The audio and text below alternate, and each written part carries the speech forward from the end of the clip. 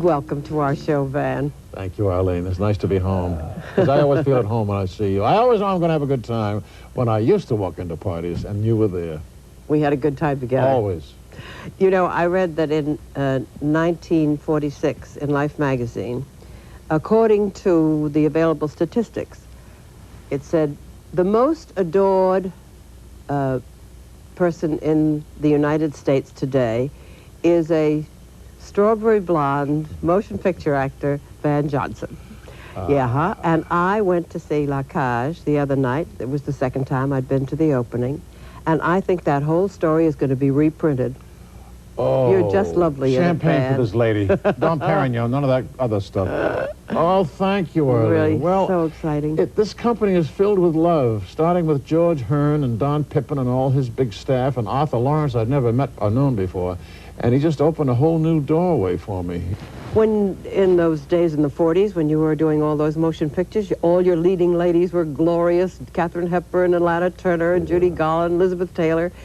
And now your leading lady is a man. Yes. And I must say, wonderful. George. Oh, he's brilliant. George, and one of the nicest men I've ever worked with. No, a wonderful actor.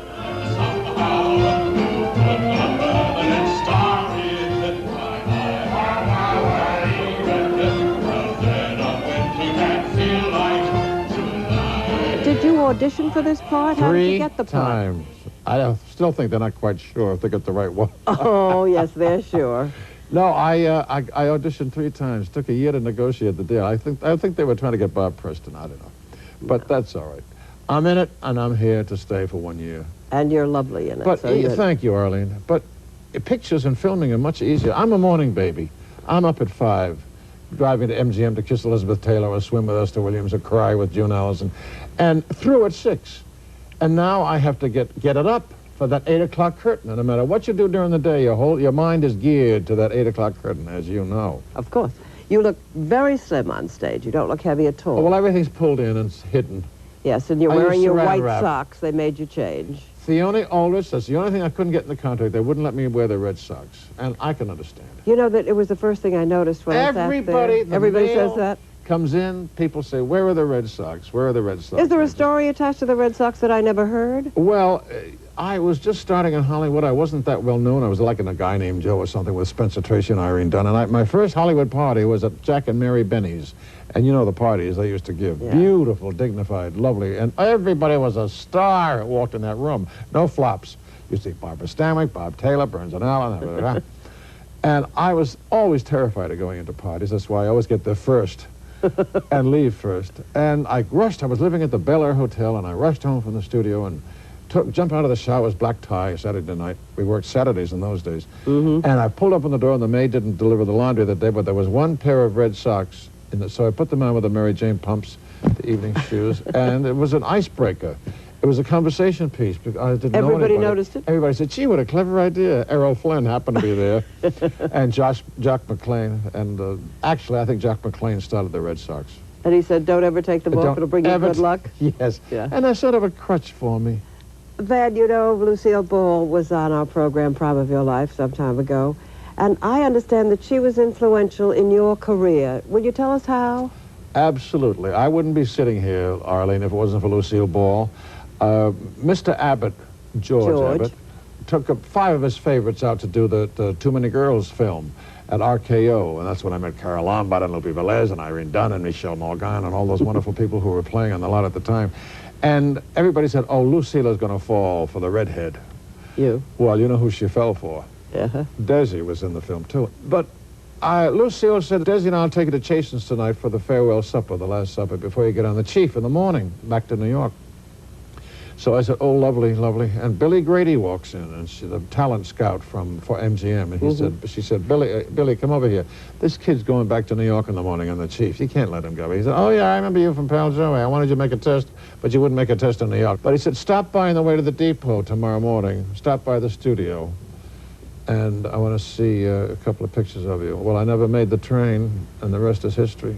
You said that as you've grown older, you've grown happier. Oh, how did you mean that? In what ways? Well, you know, I've had cancer twice, Arlene, and you do a lot of cleaning out, mental house cleaning when you're lying in those hospitals. I had both coasts Yeah. And I thought, if I get out of this and if I make it, and of course I was allowed no visitors and no telephone calls, thank God, but the flowers do help. And I said, if I ever get out of this, I'll never complain again, and I'll be grateful for every day, and most of all, for the things that we take for granted, like health. Mm-hmm. And I'm a happy guy well, I was happy in those days, being with all those big stars at MGM. They were very kind to me. They taught me the ropes. And those few of us that are still left were still very close.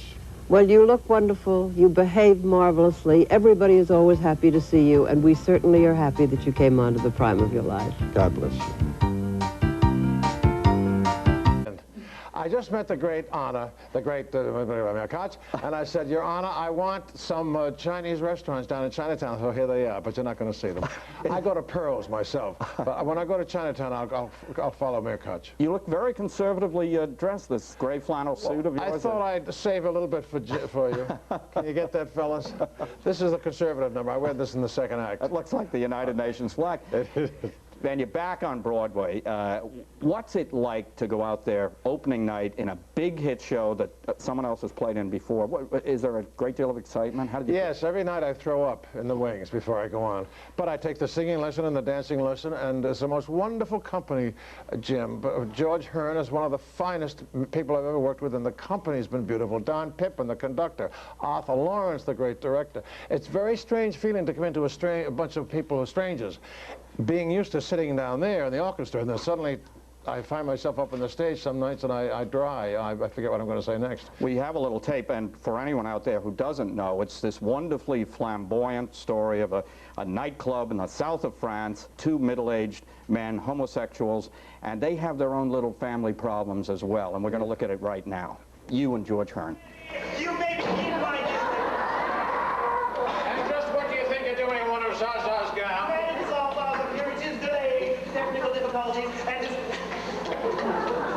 and as Madam is indisposed, I feel it is my duty as her friend, confidant, and personal handmaiden to be certain that the show go on. And a pliable sentiment, Jacques, but this season we are not featuring butlers in the review. Oh, I'm not the butler. I'm the maid. I hired a butler. But you got a maid.